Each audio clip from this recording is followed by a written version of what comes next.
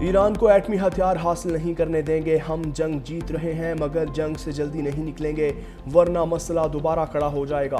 अमरीकी सदर का तकरीब से खिताब। डोनाल्ड ट्रंप ने कहा कि अगर ईरान को ना रोकते तो इसराइल और यूरोप के पुर्जे हो जाते। ईरान के पास फौजी सलाहियत बची ना कोई क़यादत।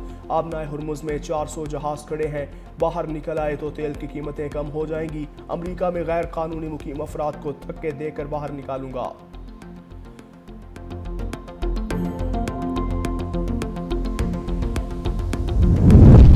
तबाही या डील। ट्रंप ने ईरान के सामने दो ऑप्शन रख दिए। अमरीकी सदर ने तेहरान की नई पेशकश भी मुस्तरद कर दी।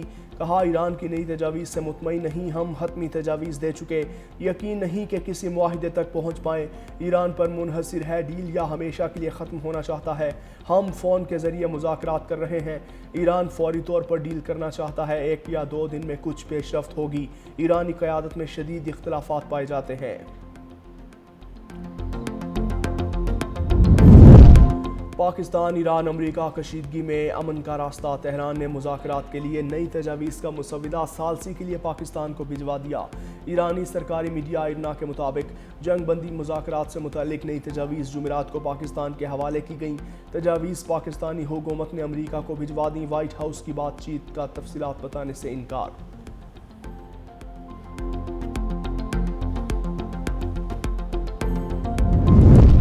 और अमरीकी वज़ीर जंग की एक बार फिर जंग की बातें। पीट हेग्जिट का सेनेट आर्मर्ड सर्विसेज कमेटी के सामने बयान। कहा, ईरान से जंग कब ख़त्म होगी फैसला वाइट हाउस करेगा। जंग में वक्फा 60 दिन की कानूनी मुद्दत गैर मुअस्सर बना देता है। ईरान जंग कानूनी डेडलाइन के बावजूद भी जारी रह सकती है।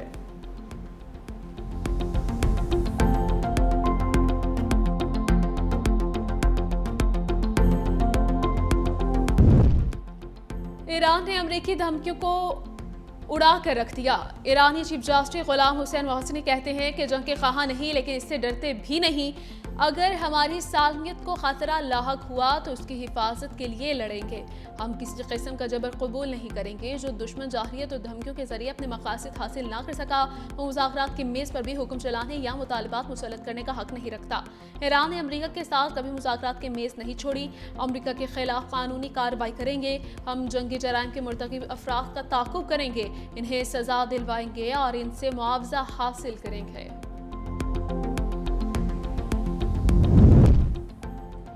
ईरान ने अमेरिका के हक के दिफा के दावों को शूट डाउन कर दिया।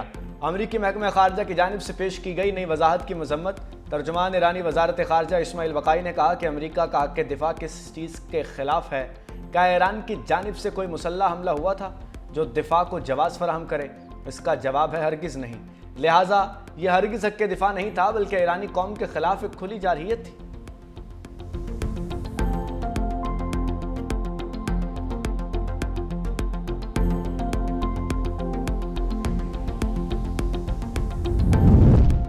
ईरान के जवाबी हमलों में अमरीकी नुकसान की रिपोर्ट सामने आ गई। अमरीकी think tank centre for strategic and international studies का इंकशाफ। कहा, $1 डॉलर मालियत का अमरीकी फौजी साजो सामान तबाह हुआ।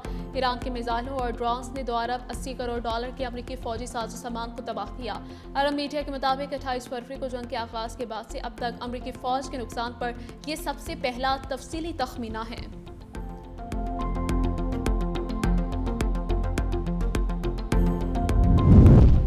ईरान जंग में अखराजात, पेंटागन रिपोर्ट झूठ का पलंदा करार। ईरानी वज़ीर ख़ारजा अब्बास सराक्ची कहते हैं कि नेतन्याहू के खेल से अमेरिका को $100 अरब का नुकसान हुआ। अमेरिकी टैक्स दहिंदगान के लिए बिलवास्ता अखराजात इससे भी कहीं ज़्यादा हैं। इसराइल फर्स्ट का हमेशा मतलब अमेरिका लास्ट ही होता है। पेंटागन ने दावा किया था कि जंग पर $25 अरब अखराजात आए।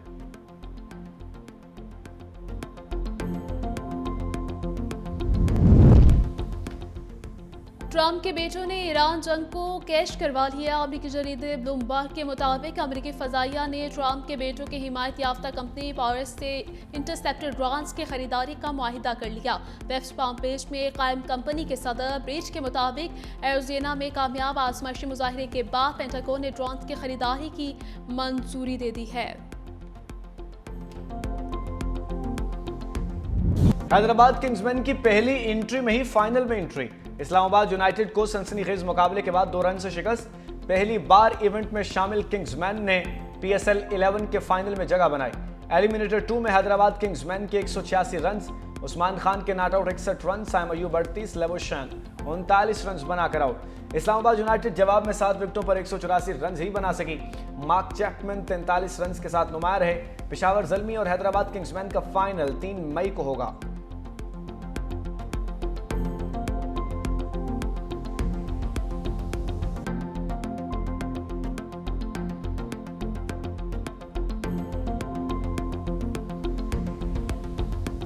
हुनैन शाह का हुनर यूनाइटेड की उम्मीदों को बिखेर दिया। मैच के फाइनल ओवर में 6 रन ना बनने दिए। इस्लामाबाद यूनाइटेड के फास्ट बॉलर की नापेतुली बॉलिंग, आखिरी ओवर में 3 रन देकर 1 विकेट हासिल की। मैच में मजमूई तौर पर 2 शिकार किए। शानदार परफॉर्मेंस पर मैच के बेहतरीन खिलाड़ी करार पाए।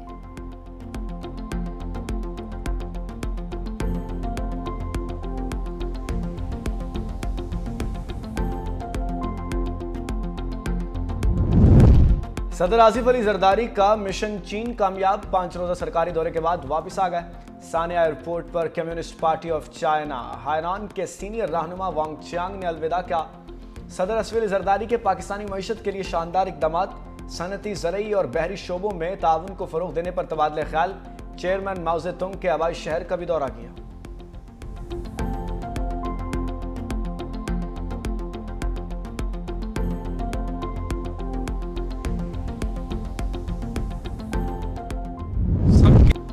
वज़ीर आज़म ने 1 कॉन्स्टिट्यूशन एवेन्यू पर आला सतह कमेटी तश्कील दे दी। वज़ीर क़ानून आज़म नज़ीर तारर, तलाल चौधरी सेक्रेटरी काबीना और कॉमर्स के सेक्रेटरी शामिल हैं।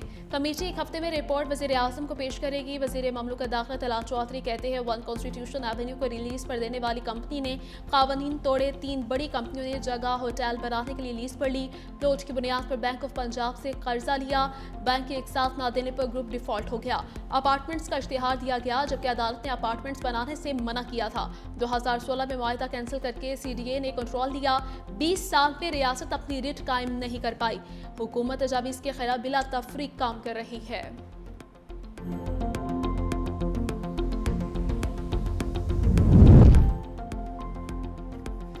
नायब वज़ीर आज़म इसाक डार से तुर्क सफ़ीर नज़ीर ओगलो की मुलाकात। सदर रजब तैयब एर्दोगान का पाकिस्तान की काविशों पर कदरदानी का पैगाम। मशरिक़ वुस्ता में अमन व इस्तेहकाम के लिए पाकिस्तान की कोशिशों को सराहा। इसाक डार का खित्ते में देर पाम के फ़रोग़ के लिए पाकिस्तान के अज़्म का यादा। दोनों ममालिक का करीबी ताउन और आला सतह रवाबित पर इत्मीनान का इज़हार।